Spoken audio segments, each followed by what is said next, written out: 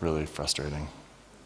But so Nate True, who's one of the guys who worked on breaking the iPhone, got one of these, and he's like, I'm going to make this better. Dad, come over.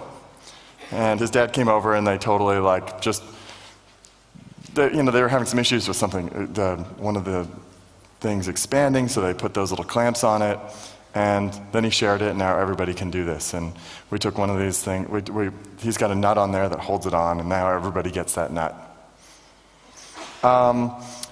It's also cool, so this is just another story of how the whole thing, community development kind of works. We had, for temperature, you have to heat it up to 220 degrees and feed the plastic in. And we were basically banging the temperature between 215 and 225 Celsius to keep it around 220. It would just go bounce between them. And Tim Myrtle was like, this sucks. And he just jacked that part out of the code, implemented PID, which basically means when you turn it on now, it just goes, and it's like 220. There's an obsessive community that talks about this, and you're welcome to join. It can be a little chatty sometimes, but it's fun. So that's MakerBot, that's the frontier, and the idea is, this is the first part of my talk. I'm inviting you if you want to get into it. There's actually 3 downstairs if you're desperate or excited. And you're invited to join in this kind of frontier. The goal is basically to make it so you don't have to go to the store anymore. I mean, if you can make something in less time, if you can print something out in less time than it takes you to go to the store, then you've saved all that transportation cost from China or wherever it is the thing was made. Hopefully, yeah. And so, yeah, you're invited. Another thing that I'm getting excited about is this idea of an open CNC mill. And there's actually a bunch of projects like this, and there's a lot of actually open CNC mill stuff. And with EMC Squared, which is a Linux-based controller, it really should be a lot easier than it is. So this is generally kind of what they look like if you do it yourself. And then this is one that the MIT folks are working on that it looks kind of similar to another machine. And I like this, but it uses a router. I want to do a version of this that uses laser cut parts, because I don't have a router yet. And here's, so Roboteer Nat is one of the guys who didn't buy it from us. He just downloaded all the designs and made it himself. He swore a lot on Twitter as he did it too. And it was kind of like, okay, yeah, that's because he's doing, he's doing it all from scratch, which is kind of intense, and it took us a long time to figure it out. And then at some point he was like, I need more electronics, and they aren't in the store yet because we had ordered them and they hadn't come in. And so he just figured out a way to convert his machine to make circuit boards, which is awesome. And if you're into open mills, I just started this group basically because I think there needs to be more kind of discussion about making this, trying to get something that, ideally something that 500 people can have and develop on. Right now there's all the DIY CNC mills, there's not a lot of, not everybody has, they're all really different. Next frontier that I'm obsessed with is frosting. So we had this problem, this is the Mark I. When we made it, we called it the cupcake because we thought, okay, well, it's going to make things about the size of a cupcake. And I'm like, yeah, and we're going to make it frost cupcakes. So we had to sort of deliver on that. This is the first one, and it's actually using a syringe, and then there's a push rod that's pushing the syringe in. So whatever you put in the syringe, frosting, gets pushed out the end. And it turns out that this is a horrible way to do it.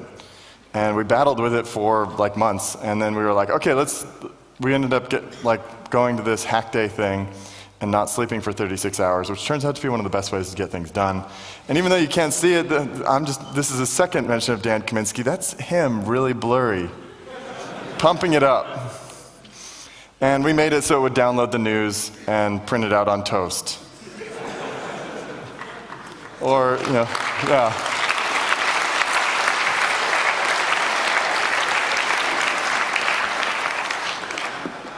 Yeah, and the weather. And the cool thing is that even though this isn't, even though we had a lot of fun with peanut butter, and now the frontier of completely liquefied chicken is open. There's There's other possibilities like UV curable silicone, and we're actually going to get a kiln because we just figured out that we can put clay in this thing and make like teacups and stuff out of clay and then fire them. Very old technology, but made with a robot. So, I mean, what would you stick into a frostruder? Like, we've done jam and peanut butter and frosting and fluffernutter. Bad idea.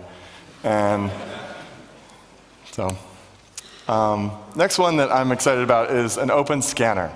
So, how many of you would like a copy of your head? You know? You can just do revisions. You can be like, okay, I'm going back to revision age 27.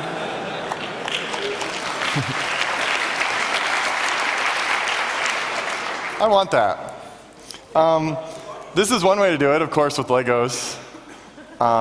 And this is a little poker. You can't see it very well, but that little green thing is a little frog that looks like this. And this contraption pokes the frog and measures, the amount that it poked to make a point cloud. This doesn't work so well on your face.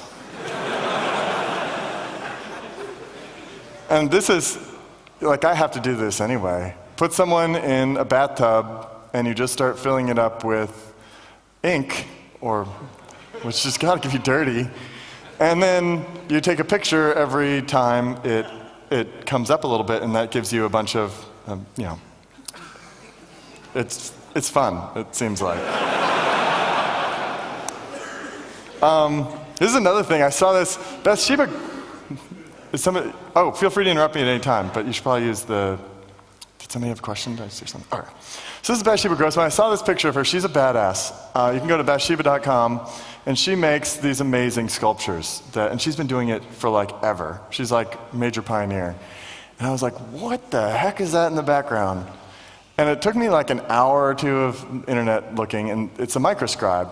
And what this is a bunch of, my guess is it's a servo with encoders on it, and then there's math that figures out, okay, if I touch it here and here and here and here and push the button each time it touches, that will set a point there.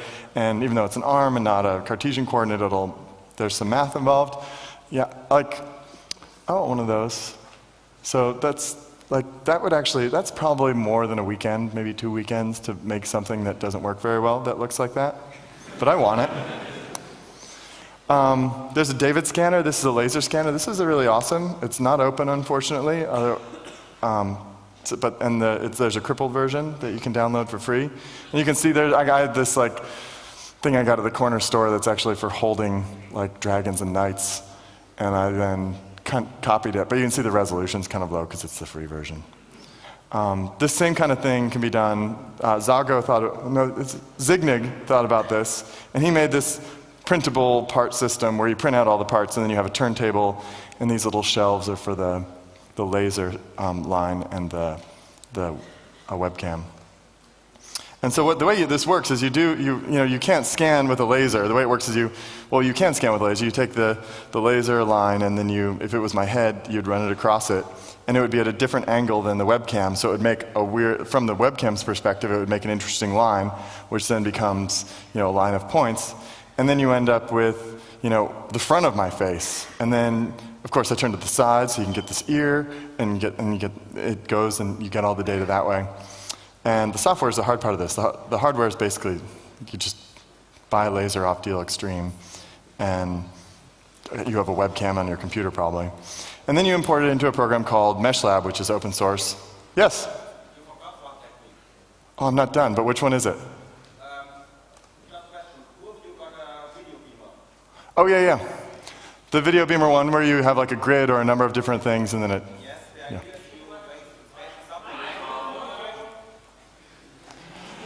So the idea is, I don't have that one on here, and did you work on that project? Yes. Oh, cool. Let's talk afterwards. What's it called? It's not on the website. I did it private, but it can set it up on the server. Would you...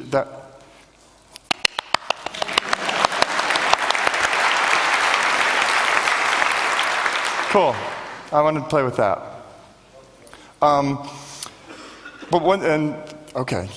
That's cool.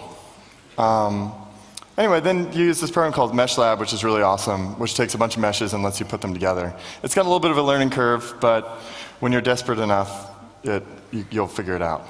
It's pretty.